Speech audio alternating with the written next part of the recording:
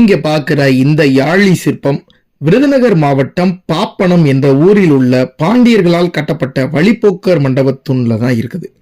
இதில் கம்பீரமான யாழி ஒரு யானை மீது ஏறி நின்றவாறு உள்ளது. வழிப்போக்கர்கள் தங்கும் மண்டபத்தில் இவ்வளவு சிற்ப வேலைப்பாடுகள் தேவையான நமக்குள்ளேயே ஒரு கேள்வி எழலாம். நம் முன்னோர்களின் கலை தாகம் தான் இது. இப்படி சிற்பக்கலையில ரொம்பவும் நுணுக்கமா யாழிய செஞ்சு வச்சிருக்காங்க. இதில் யாழியின் நெஞ்சில் இருக்கும் வரிச்செலும்புகளை கூட நம்மால் பார்க்க முடிகிறது. யாழியின் முட்டை கண்கள், கோரை பற்கள் என அனைத்தையும் நுட்பமான முறையில் சிற்ப வேலைப்பாடுகள் கொண்டு செதுக்கி வைத்துள்ளனர். யாழிகள் எதற்கு தூண்களில் உள்ளது? அப்படி ஒரு கேள்வியும் நமக்குள்ள எழலாம். பொதுவா யாழிகள் கோவில்ல எல்லா தூண்கள்லயுமே இருக்கும். இதற்கு காரணம் என்னன்னு பாத்தீங்கன்னா, அந்த கோவிலை கம்பீரமா காட்டுவதற்காக தான் யாழிகளை சிலைகளா தூண்கள்ல வைத்தாங்க.